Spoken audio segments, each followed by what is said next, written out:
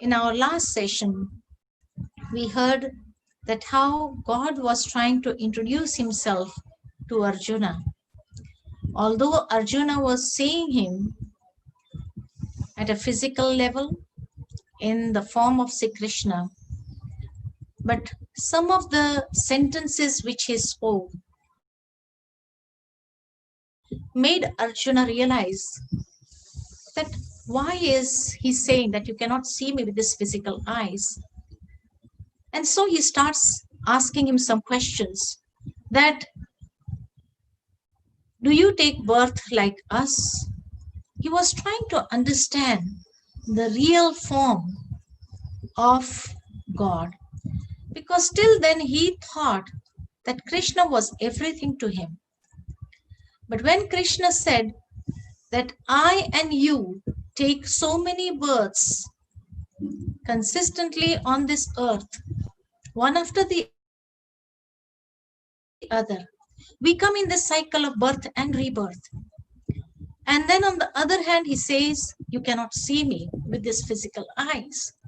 So then Arjuna was a little bit confused that who is narrating all these versions, who is giving me this deep insight into the knowledge of the self, what the yajna is, and how we should perform actions, and how at the time of irreligiousness, the Supreme Being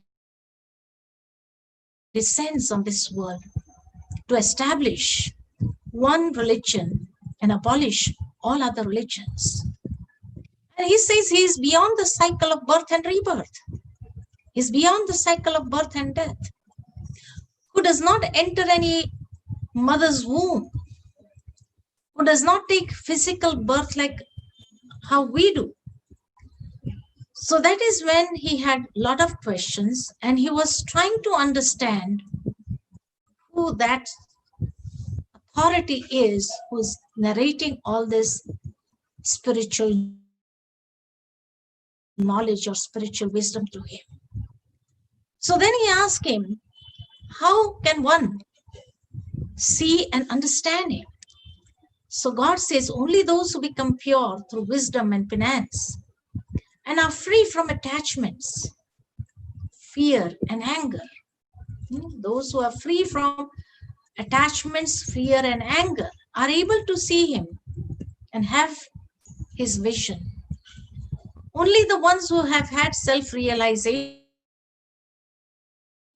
will understand my manifestation, that God incarnates in which particular loved one. So that was very confusing or very contradicting in the mind of Arjuna also. And definitely today, whoever will listen to the divine wisdom of Bhagavad Gita also will have this question in their mind. So it was very natural for a common man like Arjuna to have such questions in his mind. And then God tries to divert his attention by giving him the knowledge of the three types of actions. And he says, the understanding of karma, action, is very deep.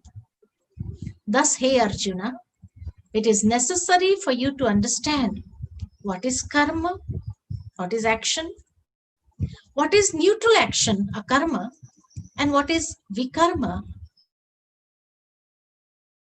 sinful action. Because then alone you can liberate yourself from its bondage. So these are the three karmas. One is karma, that is action. One is neutral action, and one is sinful action. When God refers to karma, he always takes it or points out or signals us towards elevated actions and not just simple actions. Because simple actions everybody are performing. But when he is giving the deep insight into knowledge, into karma, then when he mentions karma, it is always towards elevated actions. So elevated actions in chapter 3 we had heard how he was signaling to those actions which are done for the purification of the self. So actions which are performed, or any act that is done towards elevating the self, purifying the self, those are known as actions. So in my last session also, I mentioned that when we talk about akarma, that is neutral action, and neutral action is those action which are like sowing a seed is an elevated action because it is going to reap us so many fruits, and that also every season. And after accepting that fruit, eating the fruit, and finishing, that is neutral action. That action which does not manifest or which does not give us some more fruits, so that is neutralizing. And the third type of karma is known as vikarma, sinful action, which are done on the basis of any of the vices: ego, attachment, greed, lust, jealousy, hatred, any of the vices or any weaknesses, laziness, carelessness, etc. Those are known as sinful actions. And because if I am very clear about these three types of actions, elevated actions, neutral actions, and sinful actions, then I'll become cautious. Every time I have to perform good actions. Because whenever we perform sinful actions, we create a bondage for the self. We tie ourselves in a bondage. So bondage is never pleasing in our lives. Anybody wants to get free or wants to lead a life of freedom. No one would like to lead a life of bondage, definitely. So how can we free ourselves from these bondages of sinful acts? For that, definitely, I need to perform elevated actions. The more I'm able to purify myself on the basis of good karma, done on the basis of values,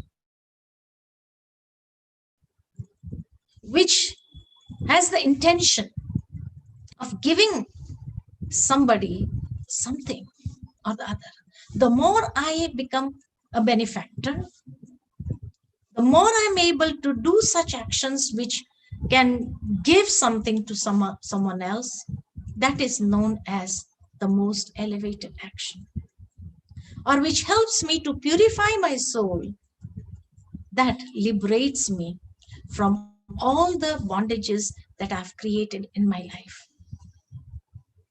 That does not mean sometimes some people have this misunderstanding. Okay, I do a sinful act on the basis of maybe attachment, or maybe because of ego, I hurt somebody. And then on the other hand, I donate something to someone. Now that does not mean that hurt which I've given to a particular soul, here donating to somebody is going to balance or clear off that account. No. I have to understand this deep secret of karma. Anything that I have done wrong, I've created an account with somebody, and I have to clear off that debt. So I've hurt somebody, means I have created a debt with that soul. So I have to clear off that debt. Any action that I've done, I have to repay for it also. And any good action that I'm doing, I benefit from that as well. So it is not that this good action will help me balance off that bad action. No. Supposing I take $500 from you and I donate some part of it to somebody who is needy, and then you ask me, well, can you just repay what you took from me?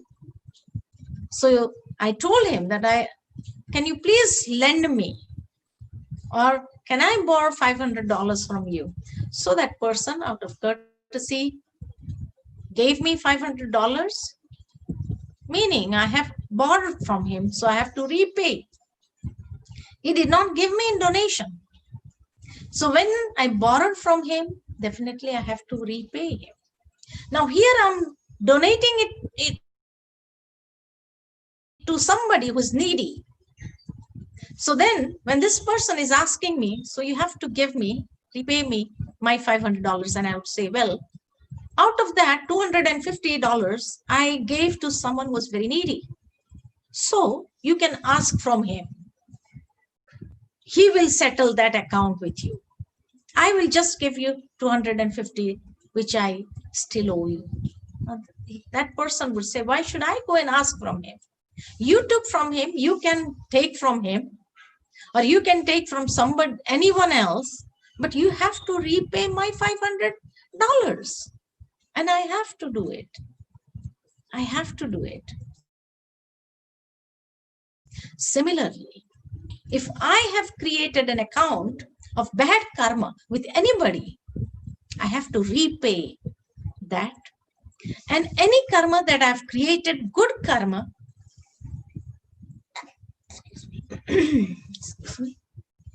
so any good karma that I have created with anyone, I will also have to enjoy the fruits of that good karma also. So this has to be very well understood. And further in this chapter, God says to Arjuna, human beings who are able to see action in neutral action, and neutral action, and in neutral action and action is an intelligent yogi. So as I mentioned last time, sowing a seed is an elevated action. But after eating the fruit, instead of throwing it away, if I germinate that seed and again sow it with the intention that the future generations can have the fruits and enjoy the fruits of my karma, they are intelligent yogis who do not do with the selfish intention that I should receive the fruits only. No, but it is done with this intention. Anybody can receive the fruits of these actions. They are intelligent yogis. So further he says, he who renounces his desires at the beginning of the action until the time of the fruit, always contended in God's remembrance, independently of worldly rewards, is able to burn his sins with the fire of wisdom, with proper understanding. Who has the understanding of the three types of karmas, and without any selfishness, who stays in the remembrance of God, and who renounces the desires to receive the fruits for their own self, they are able to burn all their past sinful actions with the fire of wisdom also. Now, this is something very deep to understand. And it reminds me of a story. And the story is, once there was a businessman, and he had 3 sons. 2 sons were married, and the 3rd son was getting married.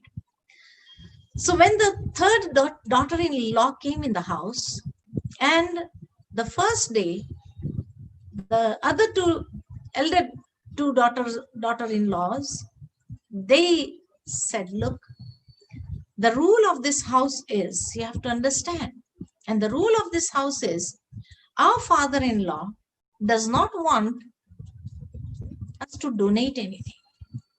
Each and everything that it is of his hard-earned money, so he doesn't want it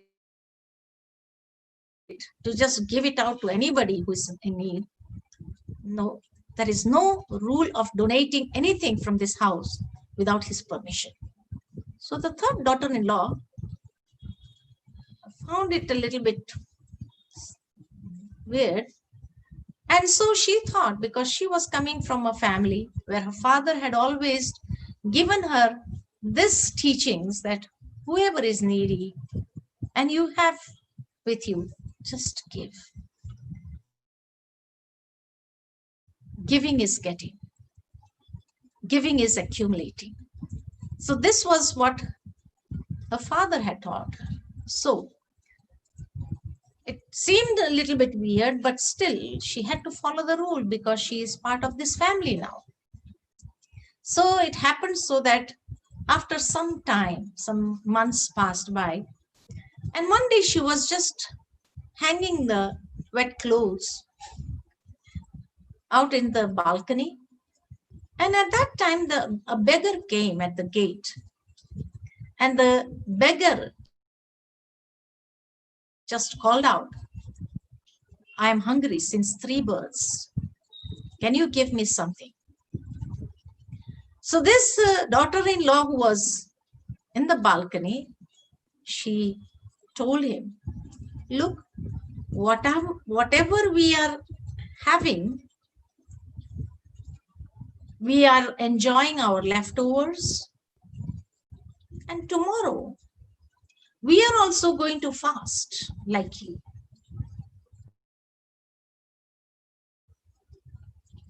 So this beggar went away. And below, in the courtyard, the father-in-law was sitting on his armchair and he heard this. We are having leftovers and tomorrow we are going to fast. So we don't have anything. So he thought, which day did we ever ask this daughter-in-law to eat the leftovers? She is defaming us. How can she do that? And when did we ask her to fast? There is so much of plenty of food. Nobody ever eats leftovers. And nobody ever has fasted. How can she say this to a beggar? And today she has mentioned it to a beggar. Tomorrow she may mention it in front of the society. She is going to defame us like this? This is not going to happen. He was so angry, so angry. He immediately called her father and told the father, look, your daughter is defaming us. And we don't want anyone who is going to defame us. We cannot tolerate such a person in our house. So it is better you take your daughter, give good teachings to her, and teach her how to live in the in-laws' house and how she should never defame the in-laws, etc. So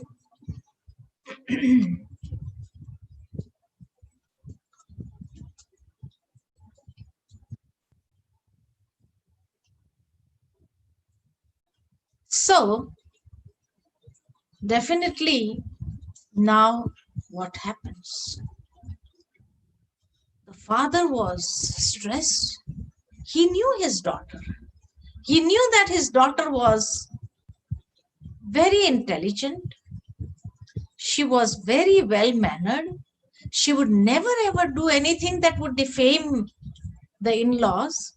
So now he was under great stress because it was those days when to bring back the daughter was like, what has happened in the Indian society? So definitely he went up to the village seniors and he said, look, you all know my daughter very well, how well behaved, well mannered she is, and how something must have happened, some misunderstanding has taken place, which I don't understand. But definitely there is something which is not correctly understood. So the village seniors, they said, okay, we'll call that businessman and ask him what had happened. So they called for the businessman and asked him what happened actually. So he narrated the whole thing, that the beggar came and he said that I'm hungry since 3 births. Well, we don't care how many births he's hungry for. But at that time, she says and responds to him, we are also eating the leftovers and tomorrow we are also going to fast, so we don't have anything. Now, this is just like defaming us. And I can't tolerate this. So the senior said, well, if she has said this, it is wrong, definitely. But let us ask her also why she had to say this. So they called for the daughter-in-law also, and they asked her, why did you mention this? So she said that, well, if I have said anything wrong, I ask for forgiveness. I apologize for it. But the beggar said, I'm hungry since 3 births. And to his response, to the response of what he said, I said that we are eating the leftovers and tomorrow we are also going to fast. So what does he mean by he is hungry since 3 births? So she said, well, in the first birth, maybe he had everything, but he was not able to give out in donation, charity to anyone. So when he didn't create any such account, he didn't sow seeds. He just enjoyed neutral actions, neutralized everything, and finished it off. So he became a beggar because he didn't sow anything for anyone, for his future lives also. So he was a beggar. And when he was beggar, he had nothing to give out in charity, even if he desired. So again, in the next birth, he was a beggar. And in this birth, if he is not going to give out anything because of this role that he's playing, or because of this thing that has happened to his life, so he said that tomorrow again I'll have to be a beggar. So give me something which I can also give out in charity. That is what he meant to say. Now there is a rule, there is a principle in our house also. And my father-in-law's principle is we should never give anything of the hard-earned money in charity to anyone. So I told him that whatever you are seeing, this big house, the cars, all the luxury that we have, this is from our past life. Whatever we had sown in the past life, we are enjoying the fruits of it. So we can say it is leftovers that we are enjoying. But in this life, we are also not sowing any seeds. So in our next life, definitely we will also have to fast. Means we'll have to lead a life like you and pass our days in hunger because we have not given out anything in charity. So that was what I answered him. So when the father-in-law came to understand the deep meaning, the deep insight into this sentence, he realized, yes, I have everything and I'm not giving out and helping others. So definitely, these are from the past life actions that I've earned everything. I'm enjoying the fruits and I'm just finishing it off. I'm neutralizing it. But if I don't sow good actions, definitely we'll have to fast in the next life. So that is what He means by deep understanding the deep karmic philosophy. On our first session that we heard, clearing past accounts, in that also we saw some beautiful things, examples, and it is only through examples, through understanding, through the spiritual wisdom that we are able to remove those layers of darkness, of ignorance on our minds and understand the deep philosophy of karma. So in this life, whatever we do, we are accumulating for our future births also. So always be aware of all the three types of actions which God has shown to Arjuna and made him realized. And then he says further, one who has mastered the senses and heart, one who has mastered the physical senses and the heart, one who is free from greed is able to save himself from the bondage of action while performing activities. So definitely those who have greed and perform actions on the basis of being subservient to the senses or being slaves to their senses, then definitely they create bondages in their actions. And one who is beyond jealousy, away from confusion, balanced in victory and defeat, free from the influence of bad company, liberated from ego, his intellect is stable with knowledge and is always a contented soul as he performs actions only for the yajna or for the purification of the self, and all his previous sinful actions get incinerated. Very deep philosophy is mentioned here by God, that one has to be free or go beyond jealousy and away from confusion. Many times we hear people saying, well, I'm not jealous about anyone. But what should we do when people are jealous about us? At that time, we are so much confused. We don't understand what to do. So one who is beyond jealousy and away from confusion. I'm not jealous about anyone.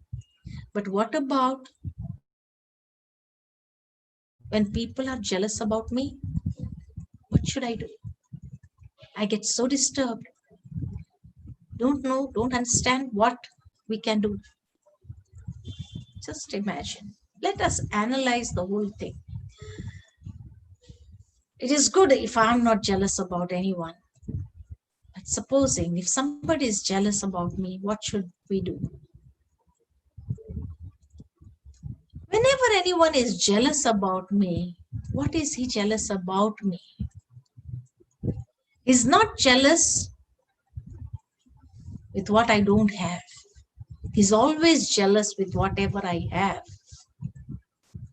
And anything that I have is the fruit of my good actions, which I've sown. I've received the fruits. When I sow a seed, I receive the fruit. So when people are jealous with whatever I have,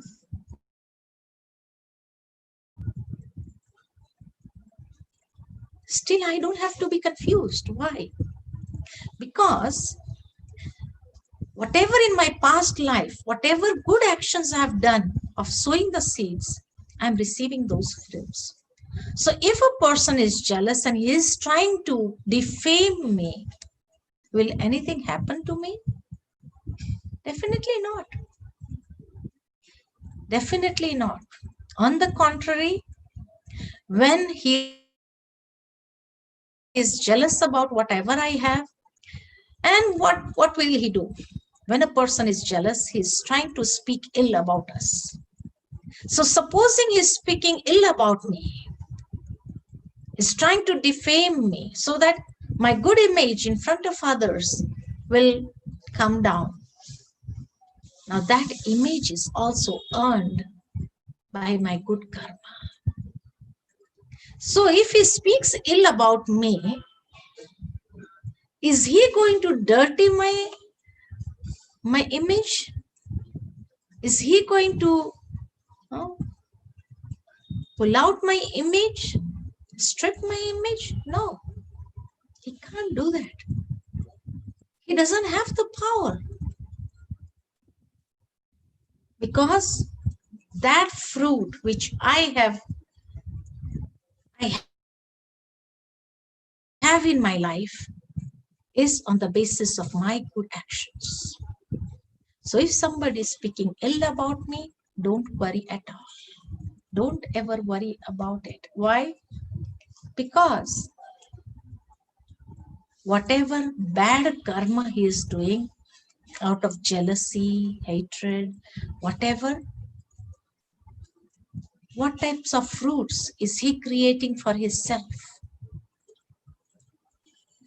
So I should have pity for that soul instead of getting confused or getting irritated or trying to speak ill about him or her. Just have good wishes, feel pity for that soul. Due to ignorance, is damaging his own account.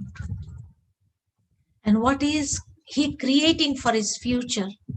Bad fruits, definitely. Whatever quality of seed is sown, so will be the fruit. As you sow, so shall you reap. If he is doing bad action out of jealousy, hatred, greed, attachment, whatever seed is sowing, if they are sinful actions, if they are bad karmas, then is going to reap bad fruits only. He's going to reap rotten fruits only. So we should feel pity for that soul. Whatever he is doing, it is out of ignorance.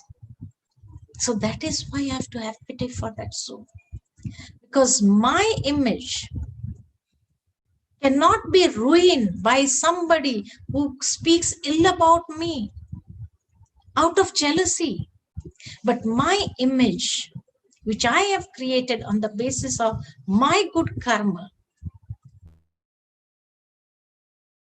or whatever fruits I'm reaping out of my good karma, nobody else can ever ruin it except me. Except me. But what happens and how do we ruin our fortune? When somebody speaks ill about us out of jealousy, and a third person who speaks this ill in front of somebody. So that person comes up to me and tells me, well, he is speaking so much ill about you. He's really so jealous about you, whatever you have. And he's trying to ruin your image. He's trying to ruin your fortune, etc., etc. And when I hear these words, I get anger. Anger is generated. And out of anger, whatever I will speak ill about that person. Now that karma which I'm doing is not a good karma, definitely, which is done out of anger, hatred. That is ruining my fortune or whatever I have in the present time also. So if you are not jealous about anyone, very good. But if somebody else is jealous about you, have pity for that soul. Generate good wishes for the soul. Even if a third person comes to you and tells you, he is speaking like this for you, he is doing like this for you, just keep quiet and generate good feelings for that soul. Whenever we generate good feelings, those vibrations also reaches the heart of that person. It touches the heart. And one or the other day, he would realize I've been speaking so much ill about this person, but he never says a word about me. I've never heard from anyone that he's speaking ill about me. And that day, he will regret so much. And he may come up to you also to ask for forgiveness. So definitely, we do not have to generate that illness. We should not bring out that poison of hatred in our uh, from our lives and spoil that fortune which we have created for ourselves. So God says, one who is beyond jealousy, away from confusion, balanced in victory and defeat. We should have a balanced state of mind in victory and defeat. In some places, we may enjoy the victory, and at times in life, we have to face defeat also. But keeping a balanced state of mind during that time, not so happy in victory and so sad in defeat that we cannot digest it. No, a balanced state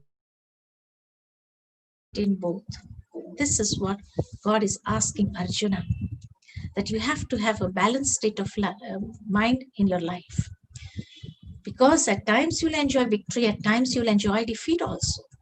At times you'll experience success, at times you'll experience failure also. But when we are in a balanced state of mind, we can digest both. We need to digest both in the present time. This is a great time of challenges, definitely. Sometimes we experience defeat also. But at the time of defeat, instead of generating negative thoughts, instead of blaming others, instead of pointing out that finger of blame maybe to the self or to others, are feeling so much low in energy, generating negative frequency, negative aura, negative vibrations, what will happen? And in that, we are creating more problems for the self. We are creating more bondages for the self. So God says to Arjuna, you have to have this balanced state of mind whenever you are practically in the field of action. Because in the field of action only, you may experience success at times and may experience failures at times. But we should be balanced personality. Not like flying when we are successful and touching the bottom of the ground when we are in failures. Because this is a battlefield where we are constantly battling with ourselves, with the challenging times, and at times you experience both. So we should have a balanced state of mind, free from the influence of bad company, because it is only this bad company which are going to influence us or going to make us sow seeds of bad actions. So be careful of the type of company we choose. We should not choose any such company which degrades us. We should not choose any such company which is not good for us, and get liberated from ego, because it is ego that is going to hurt us, that is going to hurt so many people, that is going to make us feel so low in energy and generate a lot of negativities.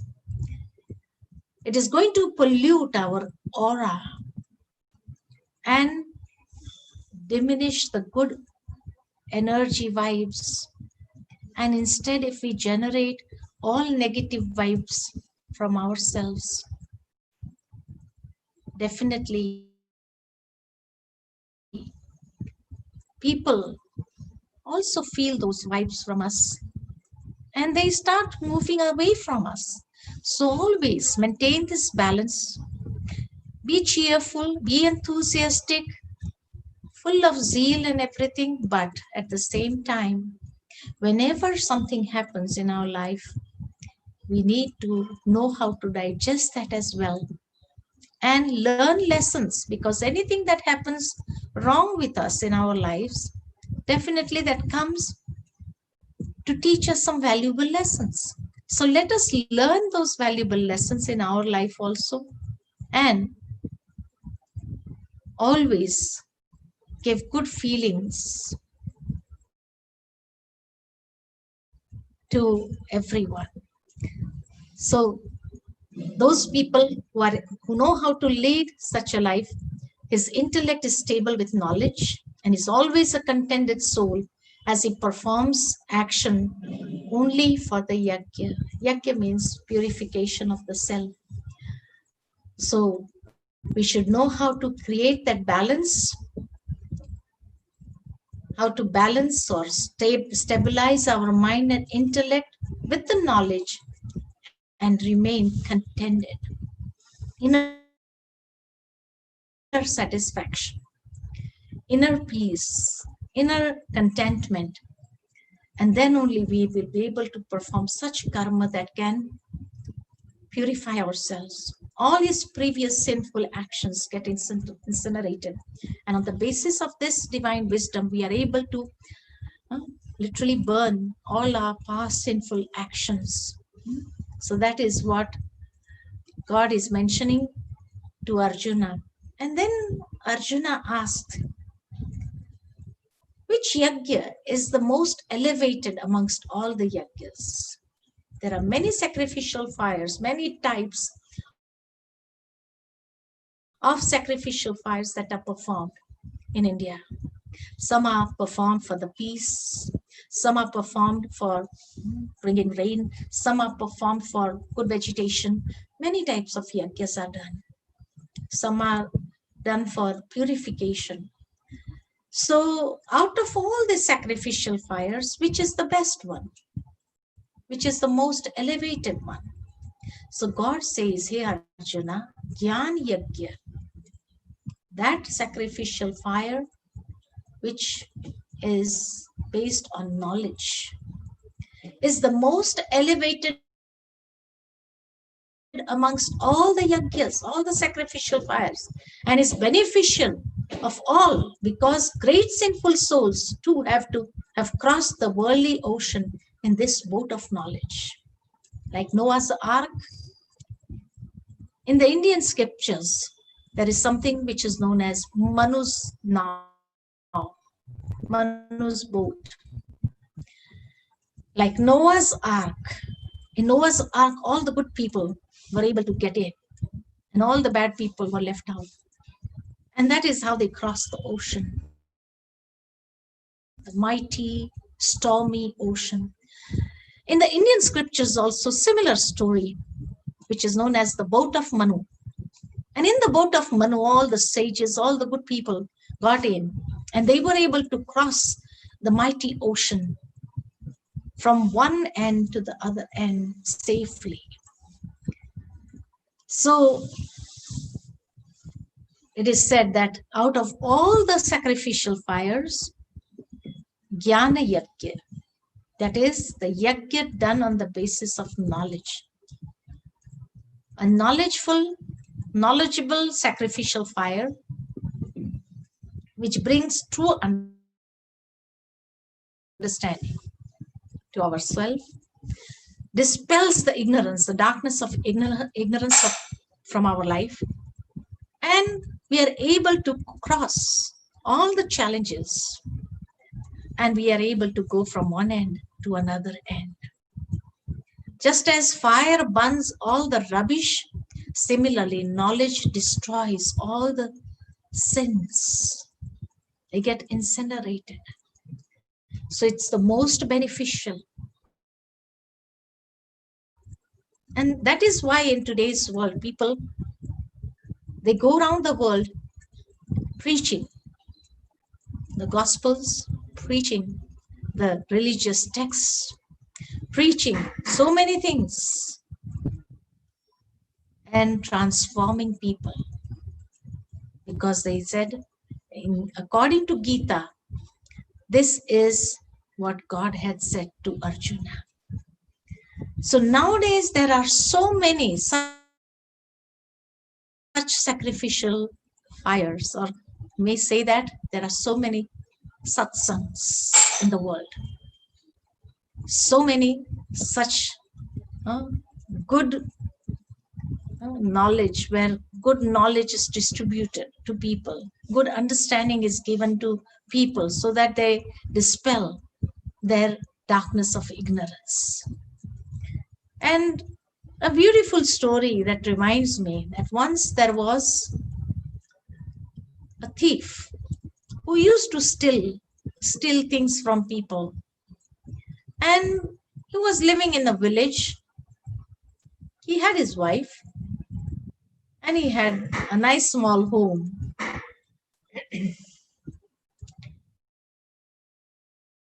It happened so that once uh, there was a great saint who had come to that village, and he was going to give good knowledge to people. Everybody liked what he used to preach because he was a practical example of what he preached.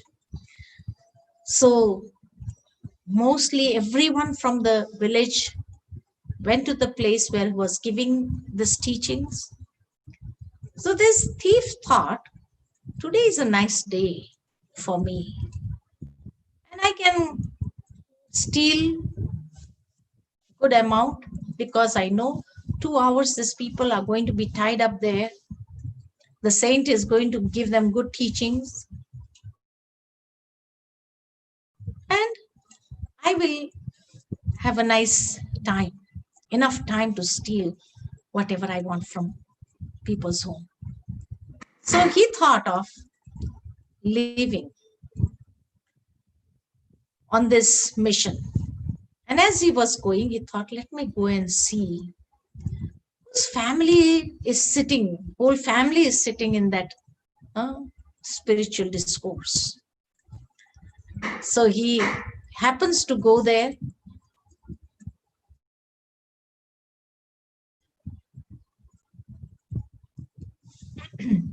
And as he goes there, he thinks that it is good that I should see the faces of all, whoever are sitting there. And so when he is passing by, he realizes that there was one businessman, a big businessman, who was sitting there, and his whole family was also sitting there. So he goes and thinks, yeah, I will go to this person's house and see that what they have, and definitely I'll get good amount of whatever is stored there. As he was moving from there, what happened? That some words just struck his ears. And the great saint was saying that angels don't have shadows. Only one line he heard: angels don't have shadows. So when he heard this line, and he went on, he said, I don't care whether angels have shadows or not. He went to that businessman's house. He broke the house, went inside, and took all the rich things, that valuable things that were there, money, everything, and he was bringing home. On the way, another thief realized, another thief saw this, and he said, well, he has earned something good today. What if I get the whole thing with me? I won't have to make any efforts. All this earning, all this riches that he has stolen should be mine. So he followed him, And as he followed him, he went to see that where he was going and where he was hiding all this. And he went to his home and he took everything inside the house and then came out and lied on his armchair, very relaxing, as if he had done a good job. Suddenly, it was quite dark time now. So suddenly, in a white angelic dress, the other thief comes in front of him and he said, "Today you have performed a very sinful act. And God saw this. And He has sent me because I'm your guiding angel. So He has sent me that you apologize and you give back everything that you have stolen. You give it to me, I will go back and give it to that businessman. If you do not feel like going, but today you have not done a good thing, not a good act. And you will be punished for this. So as I'm your guiding angel, I have come here to caution you and give you this message of God." So he thought, well, there is no other way around. I'll have to go and hand over everything. So he went inside, just switched on the light, and from the window, as the shadow of the light went out, he saw the shadow of that angel. So from inside, he brought a big stick, and he said, "Today, when I was passing by that discourse, spiritual discourse that was going on, that great saint was saying to the people, angels don't have shadows. And what do I see? So you are not an angel, you are a fraud. Either you run away or you're going to get a good beating from me." And that angel ran away. And he again came back and sat on his armchair, relaxing. And his wife came out and said, "You just heard one line. Just heard one line. And you were able to save all that which you stole. What if you heard the whole discourse? You would be able to save all your divine qualities. And you would be able to restore your divinity. You would be able to purify yourself to that extent that you will be able to burn all your sinful acts." And these words of his wife just pierced his heart, transformed him. Immediately took all those riches and went and put it back at this businessman's house, and then straight went off and sat in that spiritual discourse. And from there, the journey of his life changed. And he became so elevated that he was able to elevate all his future lives also. And he was able to burn all his past sins also. And he was able to transform his completely. This is the power of knowledge. This is the power of wisdom. Therefore, finish off all the sinful actions and attachments and attractions to all material objects and create a powerful stage of wisdom and yoga through which the soul will become pure and clean. So with this, we end this session here with 2 minutes of meditation and just focus within for a few moments. Visualize yourself as a divine being.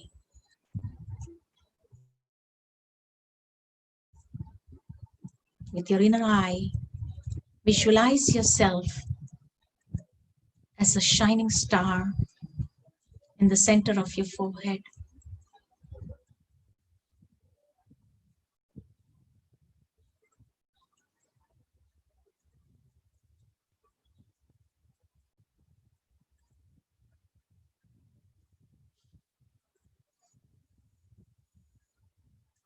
Now I understand the deep secrets of karma, and I realize that elevated karma elevates us, uplifts us, purifies us.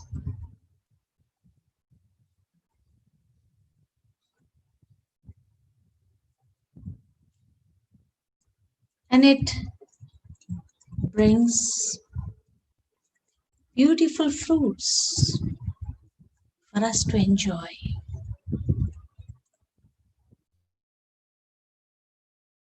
But being an intelligent yogi,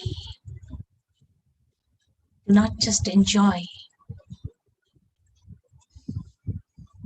the ripe fruits with selfish motives, but let us have a benevolent heart and sow the seeds and let the fruits be experienced by the future generations also.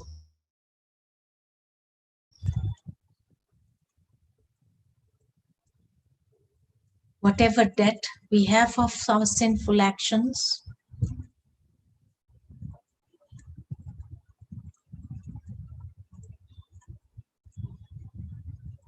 with the pure intentions,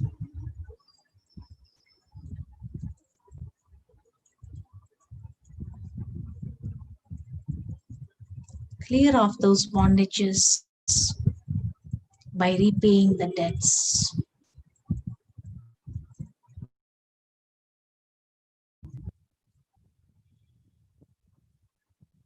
Let us increase our account of goodness to that extent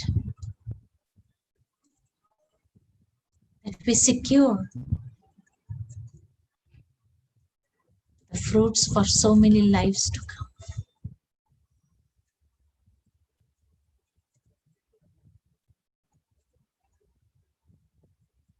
Do not be jealous about anyone. And even if somebody is jealous about us, have good feelings for everyone.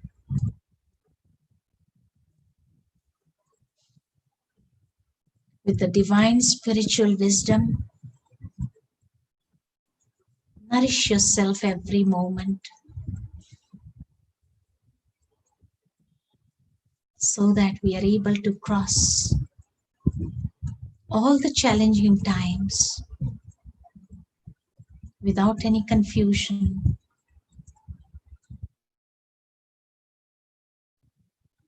We are able to face the mighty storms of the ocean in these challenging times and cross from this side to that other side. Om Shanti.